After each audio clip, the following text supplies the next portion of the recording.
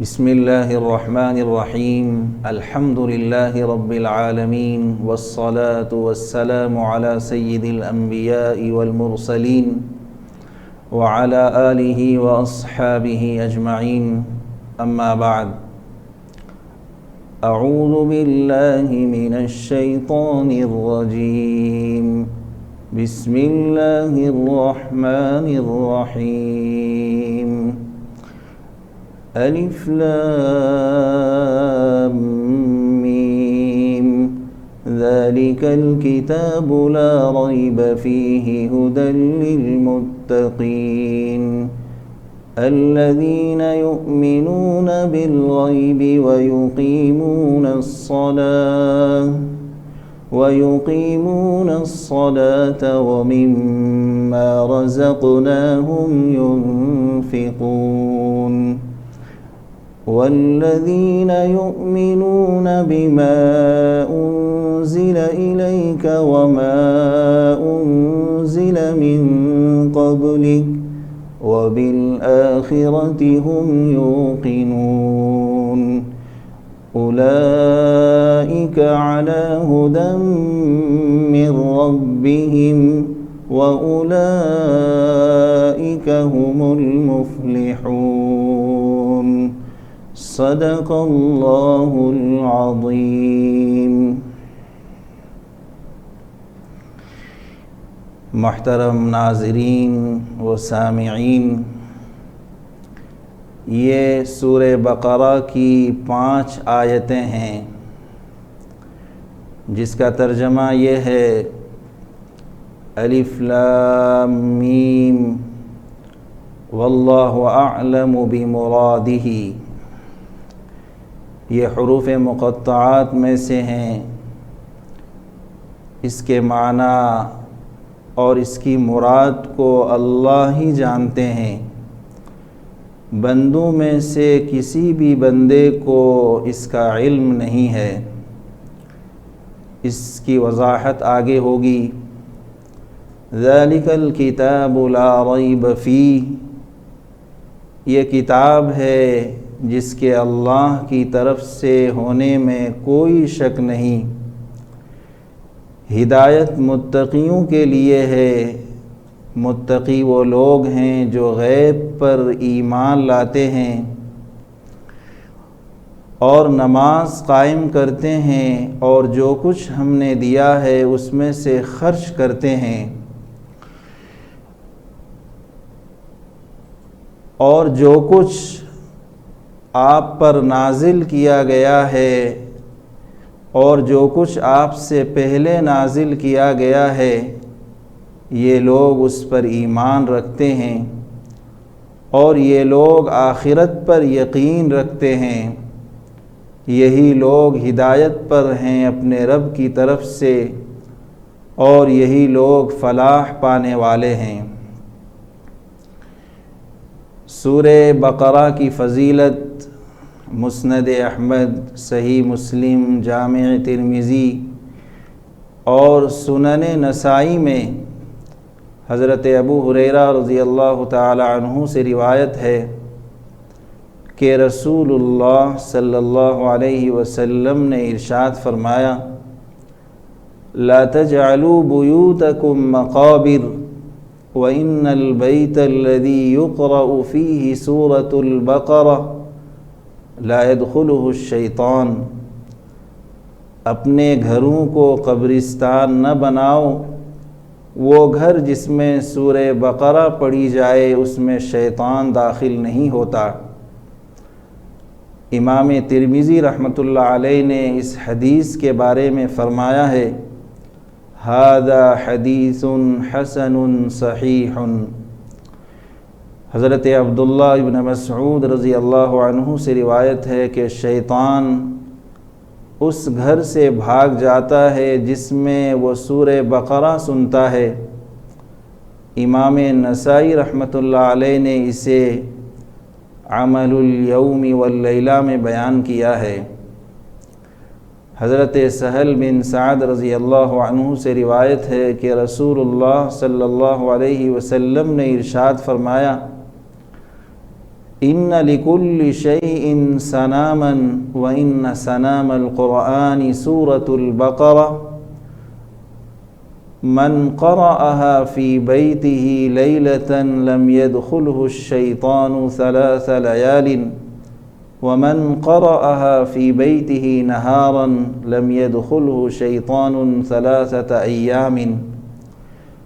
ہر چیز کی ایک کوہان ہوتی ہے اور قرآن کی کوہان سورہ بقرہ ہے۔ جو شخص ایک رات اسے اپنے گھر میں پڑھ لے تو 3 راتیں شیطان اس میں داخل نہیں ہو سکتا، اور جو شخص ایک دن اسے اپنے گھر میں پڑھ لے تو 3 دن تک شیطان اس گھر میں داخل نہیں ہو سکتا۔ اس کے علاوہ اور بھی سورہ بقرہ کی فضیلت احادیث مبارکہ میں بیان کی گئی ہے،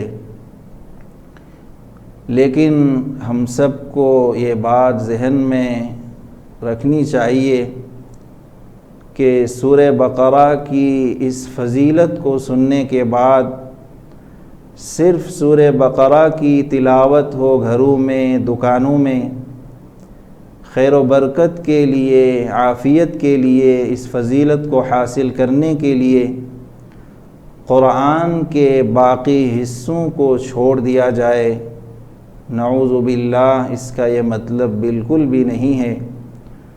پورا قرآن انسان کی ہدایت کے لیے نازل ہوا ہے، پورے قرآن کے اندر انسان کی ہدایت چھپی ہوئی ہے۔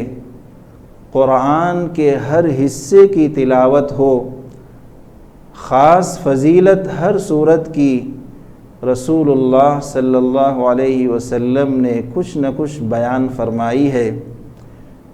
اسی طریقے سے سورہ بقرہ کی فضیلت بھی رسول اللہ صلی اللہ علیہ وسلم نے بیان فرمائی ہے، جس کا یہ مطلب نہیں سمجھنا چاہیے کہ صرف سورہ بقرہ کی تلاوت ہو اور باقی قرآن کو چھوڑ دیا جائے۔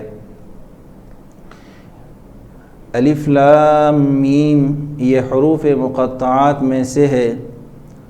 حروف مقطعات جو بعض سورتوں کے شروع میں آئے ہیں، ان کا علم صرف اللہ تعالیٰ کی ذات گرامی کو ہے۔ حضرت ابو بکر صدیق رضی اللہ عنہ، حضرت عمر رضی اللہ عنہ، حضرت عثمان رضی اللہ عنہ، حضرت علی رضی اللہ عنہ اور حضرت عبداللہ ابن مسعود رضی اللہ عنہ، ان سب کی یہی رائے ہے۔ یہ بات ذہن میں رہے کہ اللہ تعالیٰ نے ان حروف مقطعات کو عبث اور بے معنی نازل نہیں فرمایا، اس لیے جاہل لوگوں کی یہ بات بہت بڑی غلطی پر مبنی ہے کہ قرآن مجید میں کچھ ایسی چیزیں بھی ہیں جن کے کچھ معنی نہیں، کیونکہ ان حروف کے بھی حقیقت میں معنی ہیں جس کا علم امت کو نہیں ہے۔ اس میں بھی حکمت ہے جس کو اللہ بہتر جانتے ہیں۔ ذالک الکتاب لا ریب فیہ، یہ وہ کتاب ہے جس میں کوئی شک نہیں۔ یہاں پر الکتاب سے مراد قرآن مجید ہے۔ اس آیت کے معنی یہ ہوئے کہ یہ کتاب یعنی قرآن مجید اللہ کی طرف سے نازل ہونے میں کوئی شک نہیں ہے۔ یہ قرآن کریم اللہ رب العزت کی طرف سے نازل کردہ ہے، یہ رب العالمین کا کلام ہے، کسی انسان کا کلام نہیں، کسی مخلوق کا کلام نہیں۔ جیسا کہ سورہ سجدہ میں ہے، تنزیل الکتاب لا ریب فیہ من رب العالمین، اس میں کچھ شک نہیں کہ یہ کتاب رب العالمین کی طرف سے نازل کی گئی ہے۔ ھدی للمتقین، ہدایت متقیوں کے لیے ہے، ہدایت تقوی والوں کے ساتھ خاص ہے، جیسا کہ ارشاد باری تعالیٰ ہے وَنُنَزِّلُ مِنَ الْقُرْآنِ مَا هُوَ شِفَاءٌ وَرَحْمَةٌ لِّلْمُؤْمِنِينَ وَلَا يَزِيدُ الظَّالِمِينَ إِلَّا خَسَارًا۔ اور ہم قرآن کے ذریعے سے وہ چیز نازل کرتے ہیں جو مومنوں کے لیے شفا اور رحمت ہے، اور ظالموں کے حق میں اس سے نقصان ہی بڑھتا ہے۔ اس کے علاوہ اور بھی بہت سی آیات ہیں جن سے معلوم ہوتا ہے کہ قرآن سے نفع صرف مومن ہی اٹھاتے ہیں۔ اگرچہ قرآن مجید فی نفسی ہی ہدایت ہے سب کے لیے، مگر اس سے ہدایت صرف نیک لوگ ہی حاصل کرتے ہیں۔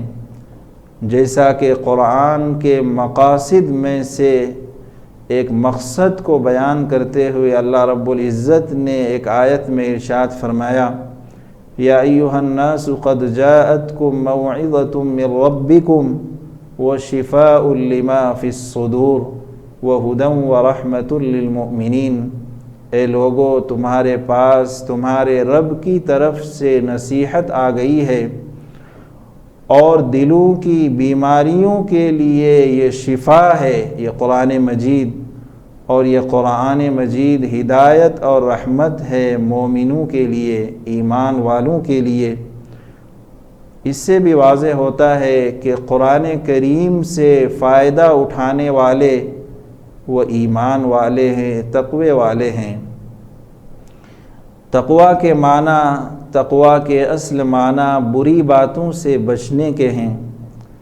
بیان کیا جاتا ہے کہ حضرت عمر ابن الخطاب رضی اللہ عنہ نے حضرت ابی بن کعب رضی اللہ عنہ سے تقوی کے بارے میں پوچھا، تو انہوں نے جواب دیا، کیا آپ کو کبھی کانٹوں والے راستے پر چلنے کا اتفاق ہوا ہے؟ جواب ملا، ہاں۔ تو آپ نے پوچھا، ایسی حالت میں آپ کیا کرتے ہیں؟ آپ کے چلنے کا انداز کیسا ہوتا ہے؟ فرمایا، دامن کو سمیٹ لیتا ہوں اور کوشش کر کے احتیاط سے چلتا ہوں۔ آپ نے فرمایا، بس یہی تقوی ہے۔ اسی طرح گناہوں سے اور اللہ کی نافرمانی سے بچنے کا نام تقوی ہے۔ جیسے کانٹوں والے راستے سے چلنے والا شخص کس قدر احتیاط سے کام لیتا ہے، اللہ کا بندہ، ایمان والا، تقوی والا، اللہ کی نافرمانی سے بچنے کے لیے احتیاط کرتا ہے۔ ہمیشہ اسے ڈر لگا رہتا ہے کہ میری نافرمانی کی وجہ سے اور میری معصیت کی وجہ سے میرا رب کہیں ناراض نہ ہو جائے۔ ہر قدم پر اللہ کی خوشنودی پیش نظر ہوتی ہے۔ یؤمنون بالغیب، غیب پر ایمان لاتے ہیں۔ اس سے مراد یہ ہے کہ اللہ تعالیٰ، اس کے فرشتوں، اس کی کتابوں اور اس کے رسولوں، آخرت، جنت، دوزخ اور دیدار الہی پر ایمان رکھتے ہیں۔ اسی طرح مرنے کے بعد زندہ ہونے پر ایمان رکھتے ہیں۔ ان تمام باتوں کا تعلق غیب سے ہے۔ غیب کہتے ہیں دیکھے بغیر کسی چیز پر ایمان لانا، دیکھے بغیر کسی چیز کو مان لینا، اور ایمان کی حقیقت یہ ہے کہ یقین کر لینا۔ یقیمون الصلاۃ، اقامت صلاح کے معنی حضرت عبداللہ ابن عباس رضی اللہ عنہما فرماتے ہیں کہ نماز قائم کرنے کے معنی یہ ہیں کہ رکوع و سجود کو پورا ادا کیا جائے، تلاوت کی جائے، خشوع و خضوع اور پوری توجہ کے ساتھ نماز ادا کی جائے۔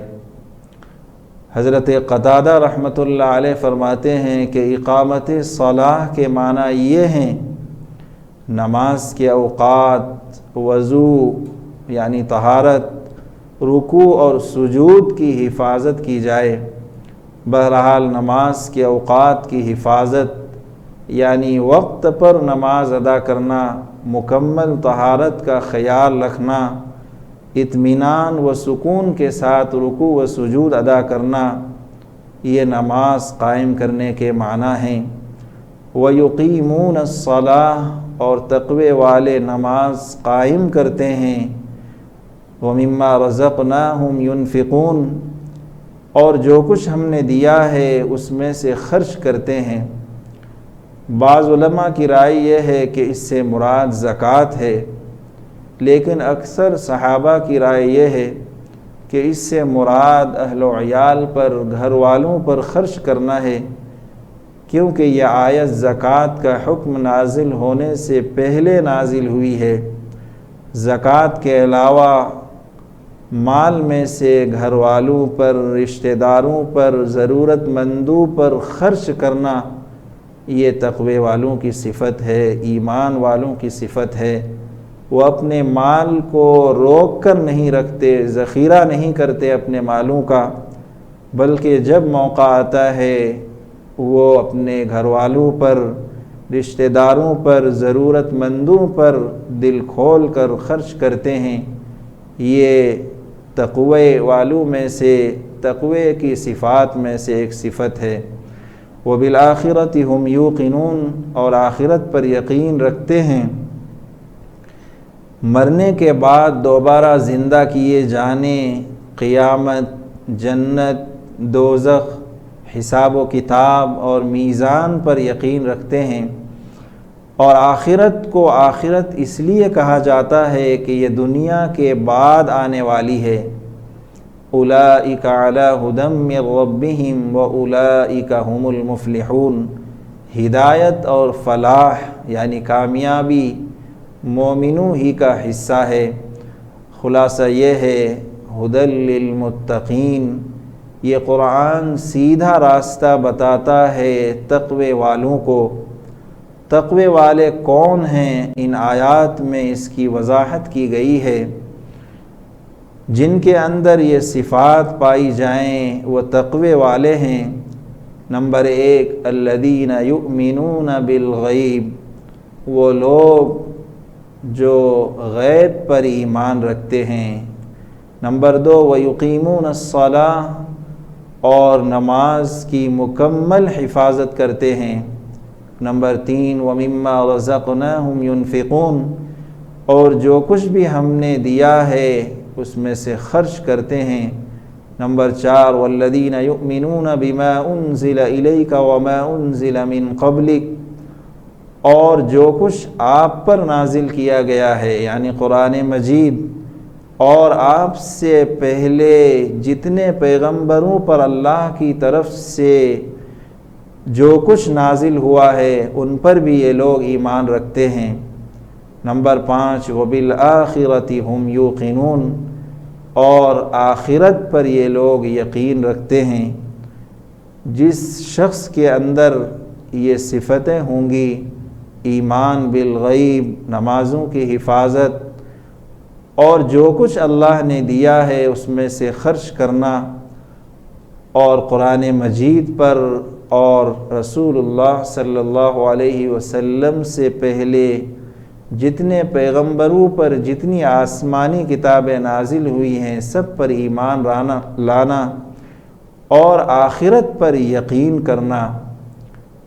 جب یہ تمام چیزیں ایک بندے کے اندر ہوں گی تو اللہ رب العزت نے اعلان فرمایا کہ ایسا شخص متقی ہے، تقوی والا ہے۔ تقوی اختیار کرنے کا فائدہ بھی بیان کر دیا گیا۔ اولئک علی ھدی من ربہم واولئک ھم المفلحون، یہی لوگ اپنے رب کی طرف سے ہدایت پر ہیں اور یہی لوگ کامیاب ہونے والے ہیں۔ ان الذین کفروا سواء علیہم اانذرتہم ام لم تنذرہم لا یؤمنون، بے شک وہ لوگ جنہوں نے کفر کیا آپ انہیں ڈرائیں یا نہ ڈرائیں ان کے لیے برابر ہے، وہ ایمان نہیں لائیں گے۔ یعنی جنہوں نے حق کو چھپایا اور اللہ تعالیٰ نے ان کے مقدر میں یہی لکھا تھا، آپ کا انہیں نصیحت کرنا اور نہ کرنا برابر ہے، چنانچہ وہ کبھی بھی اس دین کو قبول نہیں کریں گے جسے آپ لائے ہیں۔ جیسا کہ اللہ تعالیٰ کا فرمان ہے ان الذین حقت علیہم کلمۃ ربک لا یؤمنون ولو جاءتهم كل آیۃ حتی یروا العذاب العلیم، بے شک جن لوگوں کے بارے میں اللہ کا حکم یعنی عذاب متعین ہو چکا ہے وہ ایمان نہیں لائیں گے جب تک کہ دردناک عذاب نہ دیکھ لیں، خواہ ان کے پاس ہر طرح کی نشانیاں آ جائے۔ ختم اللہ علی قلوبہم وعلی سمعہم وعلی ابصارہم غشاوہ ولہم عذاب عظیم، اللہ نے ان کے دلوں اور ان کے کانوں پر مہر لگا دی ہے اور ان کی آنکھوں پر پردہ ہے اور ان کے لیے بہت بڑا عذاب ہے۔ امام قرطبی رحمۃ اللہ علیہ فرماتے ہیں کہ امت کا اس بات پر اجماع ہے کہ اللہ تعالیٰ نے اپنے بارے میں فرمایا ہے کہ اس نے کافروں کے کفر کی سزا کی وجہ سے ان کے دلوں پر مہر لگا دی ہے، جیسا کہ اللہ تعالیٰ نے خود بیان فرمایا ہے بل طبع اللہ علیہا بکفرہم، بلکہ ان کے کفر کی وجہ سے اللہ نے ان پر مہر لگا دی ہے۔ پھر انہوں نے وہ حدیث بھی ذکر کی جس میں اللہ تعالیٰ کے دلوں کے الٹنے پلٹنے کا ذکر ہے۔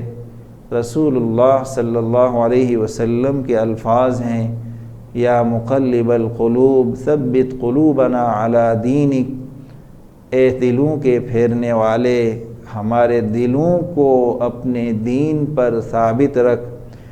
ابن جریر رحمۃ اللہ علیہ بیان کرتے ہیں کہ اس سلسلے میں ایک اور صحیح حدیث بھی ہے جس کے راوی حضرت ابو ہریرہ رضی اللہ تعالی عنہ ہیں کہ رسول اللہ صلی اللہ علیہ وسلم نے ارشاد فرمایا بے شک مومن جب گناہ کرتا ہے تو اس کے دل پر ایک سیاہ نقطہ پڑ جاتا ہے، اگر توبہ کر لے، گناہ کو چھوڑ دے اور بخشش مانگ لے تو دل روشن ہو جاتا ہے، اور اگر مزید گناہ کرے تو اس سے دل کی سیاہی میں اضافہ ہو جاتا ہے حتیٰ کہ سیاہی دل پر چھا جاتی ہے، اور یہی وہ رین ہیں جس کے بارے میں اللہ تعالیٰ نے فرمایا ہے کلا بل ران علی قلوبہم ما کانوا یکسبون، ہرگز نہیں بلکہ ان کے دلوں پر ان کے برے اعمال نے زنگ لگا دیا ہے۔ خلاصہ یہ ہے اس رکوع کا کہ یہ قرآن مجید تقوی والوں کے لیے ہدایت ہے۔ تقوی والے کون ہیں؟ اللہ رب العزت نے اس کی وضاحت فرمائی ہے الذین یؤمنون بالغیب ویقیمون الصلاة ومما رزقناہم ینفقون والذین یؤمنون بما انزل الیک وما انزل من قبلک وبالآخرۃ ہم یوقنون۔ یہاں تک اللہ رب العزت نے ان آیتوں میں جو کچھ بیان فرمایا، ان تمام باتوں پر عمل کرنے والا شخص اللہ کی نظر میں متقی ہے۔ ایسے شخص کے لیے قرآن رہنما اور ہادی ہے، ایسے شخص کو قرآن فائدہ پہنچائے گا۔ ذالک الکتاب لا ریب فیہ ھدی للمتقین۔ اللہ رب العزت ہم سب کو قرآن کریم سمجھنے اور اس کی تلاوت کرنے اور اس کو پڑھنے اور دوسروں تک پہنچانے کی توفیق عطا فرمائے۔ وآخر دعوانا ان الحمد للہ رب العالمین۔ ہائی ٹیک نیوز کے دینی پروگرام کو پیش کرنے میں تعاون کیا ہے G F group promoters and developers, proprietor Mohammed Abdul Ghani, Hyderabad and Vikarabad. Contact number 9396486622 اور 9652861022۔